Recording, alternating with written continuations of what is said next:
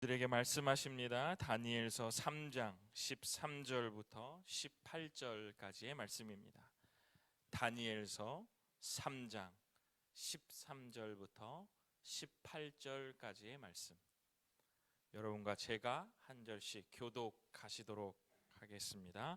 다니엘서 3장 13절부터 18절까지 제가 먼저 하나님의 말씀을 받들어 읽겠습니다. 느부갓네살 왕이 노하고 분하여 사드락과 메삭과 아벳느고를 끌어오라 말하매 드디어 그 사람들을 왕의 앞으로 끌어온지라.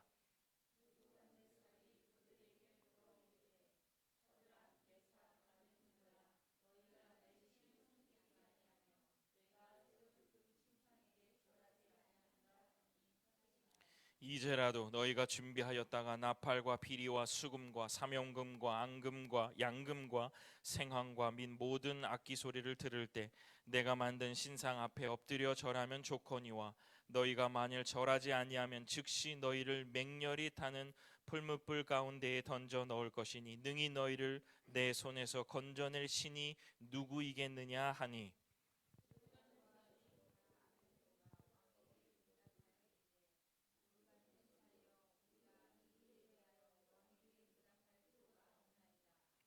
17절 왕이여 우리가 섬기는 하나님이 계시다면 우리를 맹렬히 타는 풀무불 가운데서 능히 건져내시겠고 왕의 손에서도 건져내시리이다.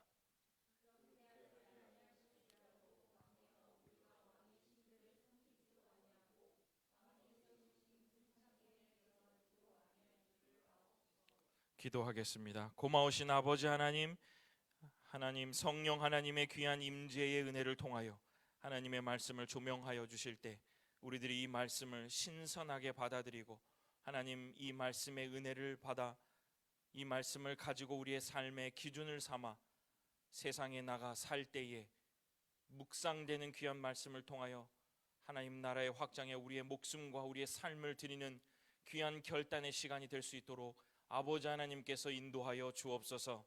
뜨인 돌로 다니엘을 사용하셨던 것처럼 오늘 본문에서 다니엘의 세 친구를 어떻게 뜨인 돌로 사용하셨는가 살펴보며 은혜 받게 하여 주옵소서. 감사드립니다. 예수님 이름으로 기도드립니다. 아멘. 네, 오늘 본문 가지고 또 다른 뜨인 돌 다니엘의 세 친구들, 또 다른 뜨인 돌 다니엘의 세 친구들이라는 제목으로 말씀을 전하겠습니다. 지난주 우리는 다니엘서를 어떻게 읽어야 하나라는 질문으로 시작해서 기존의 하나님의 임재로 상징되었던 하나님의 전 그릇은 뺏겨서 신전의 창고에 들어가는 신세, 그 이후에 하나님은 이미 임재에 계신 상징의 그릇을 빼앗으시고 사람 그릇을 통하여 다시 한번 하나님의 나라를 확장시켜 가시는 이야기를 다니엘서를 볼 때 그렇게 보는 것이 적합할 것이다, 이렇게 말씀을 드렸습니다. 다니엘과 다니엘의 세 친구들은 사람의 손이 닿지 않는 돌, 지난주 제목은 사람의 손이 닿지 않는 다니엘, 이렇게 제목을 정해서 말씀을 전해드렸는데 오늘은 그 두 번째 시간입니다. 사람의 손이 닿지 않는 돌, 뜨인 돌로 하나님께 쓰임을 받았다, 이렇게 말씀을 전해드렸습니다. 이것을 설명을 드리면서 다니엘이 느부갓네살 왕의 신상의 그 꿈을 해석하는 장면을 통해서 용사를 본뜬 듯한 그 느부갓네살 왕의 신상, 그 신상을 향하여 뜨인 돌이 금, 은, 놋, 그 다음에 쇠와 진흙으로 되어 있는 그 신상의 진흙 부분을 그 뜨인 돌이 때리면서 신상이 무너지는 그 장면을 우리가 묵상해 보면서 신할 땅에서 바벨탑이 무너진 사건과 하나님의 전 그릇이 신하를로 다시 빼앗겨간 그 사건과 연결하면서 결국 이 신상도 바벨탑과 동일한 구조 속에서 무너지는 그 심판을 받았다, 이렇게 말씀을 드렸습니다. 바벨탑이 무너진 것처럼 뜨인 돌을 통해 신상이 무너지고 그 뜨인 돌은 깨져서 바벨탑도 하나님이 언어를 흩으시고 그 사람이 온 세계에 퍼쳐나가게 하셨던 것처럼 하나님이 이 금신상도 무너뜨리시고 그 뜨인 돌이 떨어져서 깨져서 태산을 이루는데, 그 태산을 이룰 때 표현이 온 세상에 가득하였더라. 결국 그 바벨에 세워진 바벨탑과 다니엘서에서 세워진 느부갓네살의 신상이 같은 구조로 여전히 하나님은 우리들에게 창조의 리듬이 온 세상에 퍼져서 나의 생명으로 살아내라 라는 아주 동일한 하나님의 귀한 말씀을 전해주고 있다, 이렇게 여러분과 말씀을 나누었습니다. 오늘은 이 말씀에 이어서 다니엘의 세 친구의 사건, 우리가 이미 잘 알고 있는 이 다니엘의 세 친구의 사건을 추적해 보면서 다니엘도 뜨인 돌로 사용되었는데 다니엘의 세 친구들도 하나님이 이 뜨인 돌로 사용되어진 이들의 그 신앙을 우리가 살펴보면서 오늘 여러분과 은혜를 나누고 싶습니다. 여러분, 우리 오늘 본문에 잠깐 나와 있습니다만은 이 다니엘의 세 친구에 대한 이야기를 잘 알고 계시나요? 다니엘의 세 친구가 신상에게 절하지 않는, 느부갓네살 왕이 세워놓은 그 신상에 절하지 않는다면 맹렬히 타는 풀무불에 던져질 것을 알고도 절하지 않는 이야기가 바로 이 다니엘의 세 친구의 이야기입니다. 그들의 이 오롯한 믿음의 결단을 통해서 하나님은 일하셨고 결국 그 엄청난 시련 속에서도 그들의 생명을 보호하신 이야기가 바로 이 다니엘의 세 친구들의 이야기입니다. 그런데 우리가 다니엘서를 봤을 때 하나님의 전의 그릇이 신할 땅으로 뺏겼다, 바벨탑을 연상해야 된다 라고 말씀드린 것처럼 이 다니엘의 세 친구도 그 시작이 굉장히 중요해요. 그 시작을 한번 여러분과 다니엘서 3장 1절을 보면서 시작해 보고 싶습니다. 제가 한번 읽어볼게요. 느부갓네살 왕이 금으로 신상을 만들었으니 높이는 60규빗이요 너비는 6규빗이라 그것을 바벨론 지방의 두라 평지에 세웠더라. 사랑하는 성도 여러분, 다니엘이 해석한 그 느부갓네살 왕의 신상은 어떤 모양이었습니까? 어떠한 재질로 되어 있었습니까? 금, 은, 놋, 쇠 플러스 진흙으로 되어 있어요. 그런데 그 꿈의 해석을 듣고 난 느부갓네살 왕의 신상은 무엇으로 만들어졌어요? 금으로 만들어졌다는 거예요. 이것이 해석이 되어야 됩니다. 왜 그랬을까요? 왜 이 느부갓네살 왕은 처음부터 끝까지, 머리부터 발끝까지 금으로 만들었을까요? 이게 용사들의 생각이고 이게 사람들의 생각이에요. 내가 꿈을 한번 해석을 해보니, 신상을 지어보니 금, 은, 놋으로 할 사람이 없는 거예요. 왜냐? 내 발에 진흙을 만들어 놓으면 나는 무너질 거야, 나는 실패할 거야, 나는 없어질 거야 라는 생각이 드니까 이 느부갓네살 왕이 자기 좋은 대로 머리부터 발끝까지 금으로 완전히 만들어 버리는 거예요. 그가 다니엘의 해석의 꿈을 해석한 이야기를 들었거든요. 무너지지 않으려고 금으로 다 만들어 버리는 거예요. 무너지지 않으려고. 인간의 생각이 다 이러합니다. 우리도 착각하고 살아요. 우리도 금으로 다 만들어서 우리의 삶을 만들 수 있다고 착각해요. 반대로 우리도 그것을 보고 겁먹을 때가 많아요. 겁을 먹을 때가. 그잖아요. 쇠 막 이렇게 되어 있는데 딱 내 눈앞에 금으로 된 신상이 내 앞에 서 있다고 생각해 보세요. 겁먹죠. 사랑하는 성도 여러분, 이때 기억하시길 바랍니다. 원래는 무엇이에요? 원래는 뭐예요? 무너지는 겁니다. 신상도 무너지고 바벨탑도 무너지는 거예요. 그런데 세상은, 마귀는 안 무너질 것처럼 보이게 만든다는 거예요. 안 무너질 것처럼요.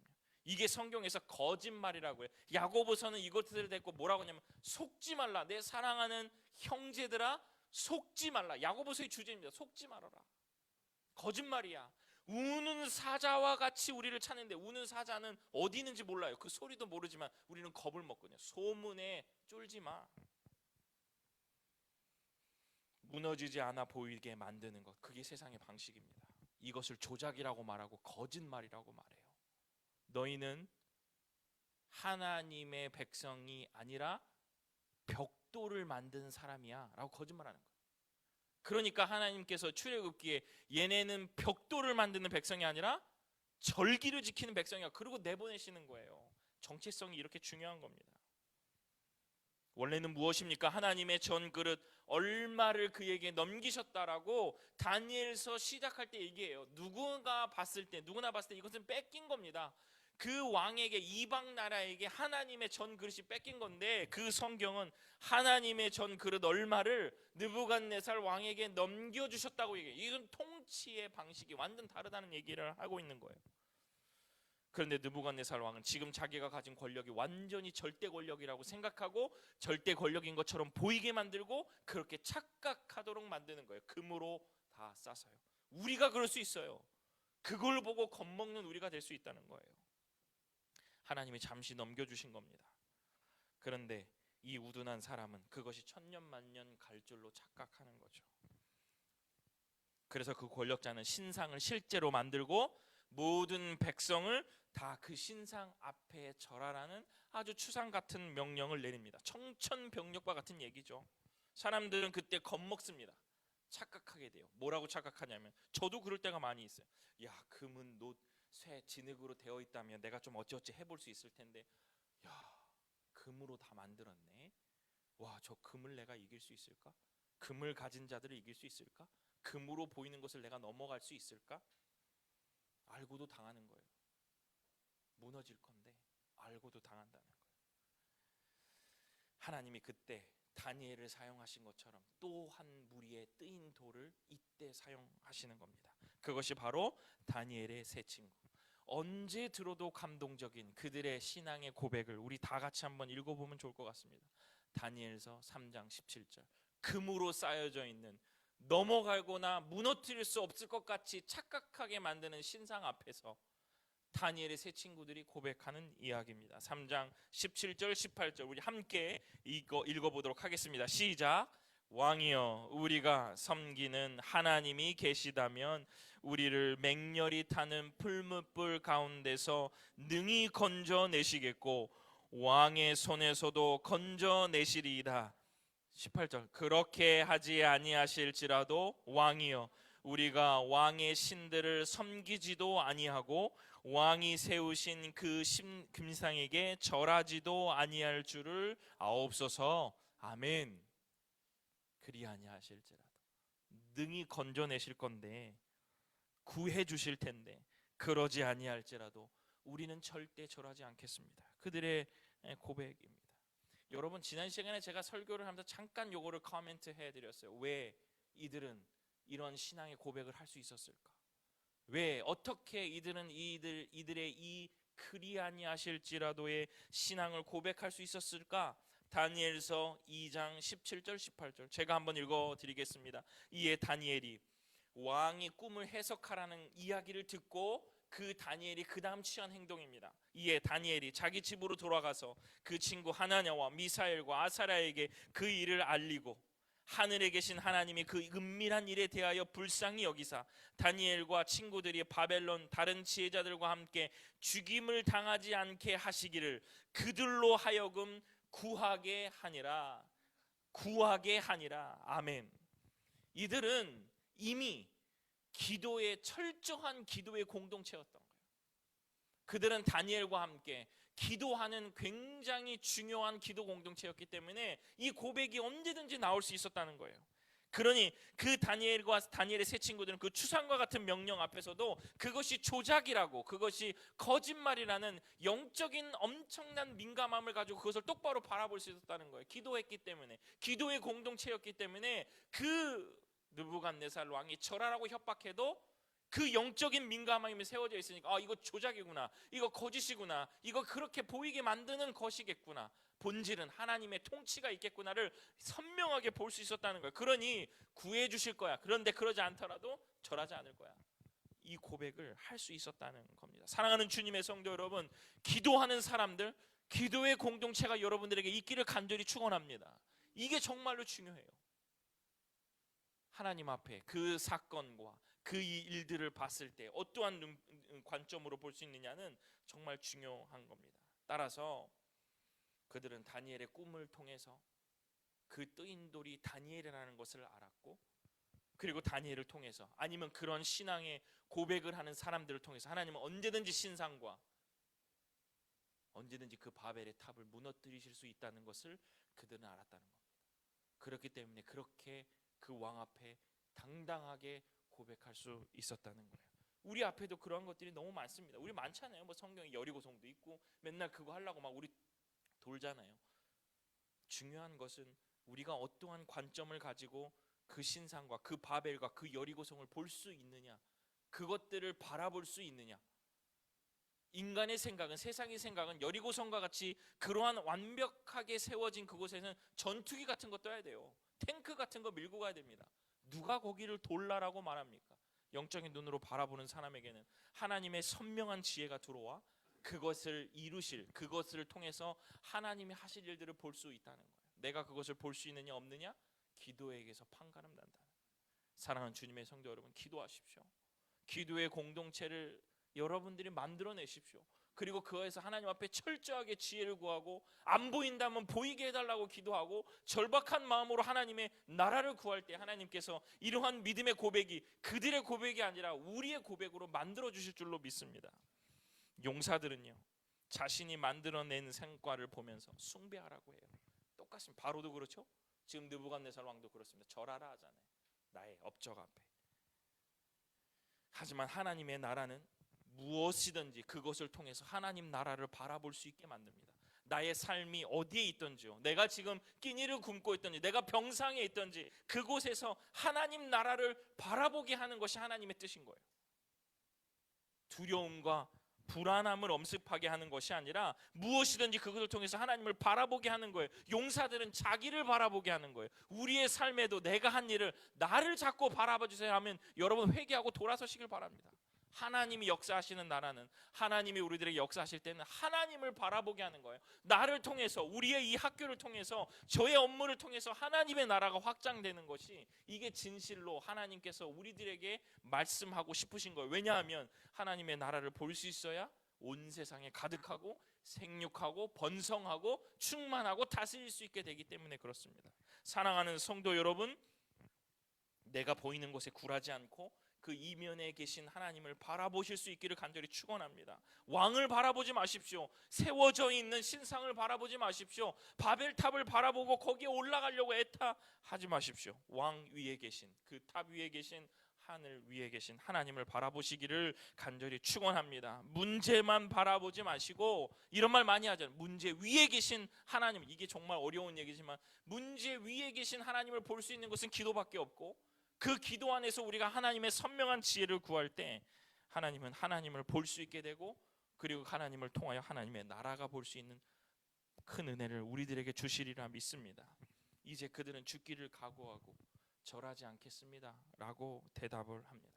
결과는요, 이게 참, 그런데 결과가 그렇게 고백을 하면요, 느부갓네살 왕이 마음이 바뀌든지 아니면 뭔가 짜잔 하고 뭔가 일이 나야 되는데 풀무불로 떨어지는 거예요. 사람들은 그 순간을 참지 못합니다. 풀무불로 떨어진 다니엘의 세 친구를 모습을 보면서 망했네, 끝났네, 그렇게 볼 수 있어요. 그러나 성경은 그렇게 기록하지 않습니다. 그 장면을요.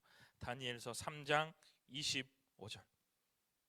왕이 또 말하여 이르되 내가 보니 결박되지 아니한 네 사람이 불 가운데로 다니는데 상하지 아니하였고 그 넷째 모양은 신들의 아들과 같도다 하고, 사막의 골짜기 같아요. 소망이 없는 풀무불이고 낙오되고 버려진 것 같은 곳에 한 사람이 더 오시죠. 우리의 삶에도 그렇게 오시죠.